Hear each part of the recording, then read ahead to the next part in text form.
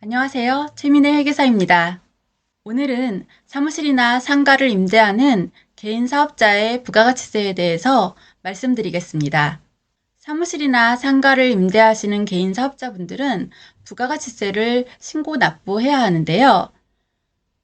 1월 1일부터 6월 30일까지에 대한 부가가치세는 7월 25일까지, 그리고 하반기인 7월 1일부터 12월 31일까지에 대한 부가가치세는 다음해 1월 25일까지 세무서에 신고 납부해야 합니다. 부가가치세는 수입금액의 10%로 계산되는데요. 임대사업자분들 같은 경우 수입금액은 월 임대료입니다. 이와는 달리 보증금은 임대차 계약기간이 종료되면 임차인에게 반환하여야 하기 때문에 수익금액이 아닌 부채에 해당합니다. 그런데 세법에서 보증금을 금융기관에 예치하면 발생할 이자 수익 금액을 임대료로 간주해서 간주 임대료로 보고 부가가치세 신고 납부할 때 해당 간주 임대료를 부가가치세 수입 금액 과세 표준으로 신고 납부하도록 정하고 있습니다. 간주 임대료를 계산하는 산식은 화면과 같습니다. 해당 과세기간의 보증금의 정기예금 이자율을 곱해서 계산하게 되는데 이자율이 보통 1년 기준으로 계산되기 때문에 하루치 이자율을 계산하기 위해서 365로 나눠주게 되고 해당 과세기간의 일수를 곱해서 계산합니다. 그런데 임차인이 월 임대료를 납부하지 않아서 보증금에서 차감하는 경우가 간혹 있습니다. 그런 경우에는 보증금에서 월 임대료를 차감한 그 날부터는 차감한 금액으로 간주 임대료를 계산합니다.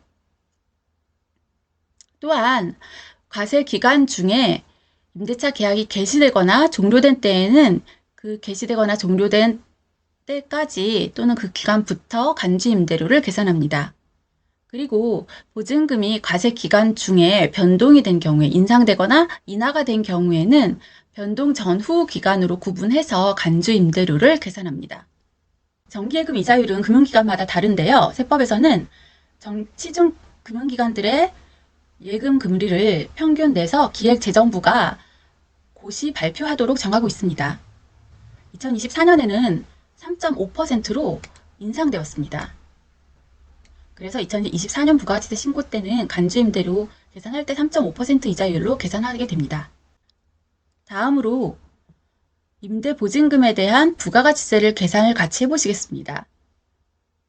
부동산 임대업자 A씨가 2024년 4월 16일부터 2025년 4월 15일까지 상가를 임대하고 임대보증금 1억 원, 월세는 매월 선불로 100만 원인 계약을 맺었을 때 2024년 1기 부가가치세 신고할 과세표준은 얼마인가 하는 문제인데요.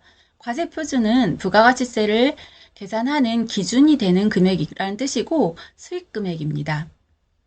임대업자 A씨의 수익금액은 우선 월 임대료가 있는데요. 매월 선불로 100만 원씩 받기로 했기 때문에 4월, 5월, 6월 임대료 해서 300만 원이 수익금액으로 계산이 되었고요. 그리고 보증금으로 1억 원을 받았기 때문에 1억 원에 대한 이자 수익 금액을 간주 임대료로 계산을 해야 되는데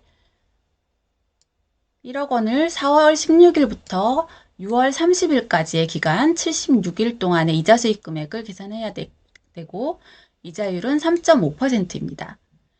1년에 3.5%이기 때문에 365일로 나눠주게 되면은 A씨의 간주 임대료는 72만 8,767원으로 계산이 되었고요. 그래서 A씨가 7월 25일까지 부가가치세 신고 납부해야 할 과세 표준은 372만 8,767원. 으로 계산이 되었습니다. 여기까지 오늘은 사무실이나 상가를 임대하시는 개인 사업자분들의 임대보증금에 대한 간주 임대료와 부가가치세에 대해서 설명드렸습니다. 구독과 좋아요는 절세의 시작입니다. 감사합니다.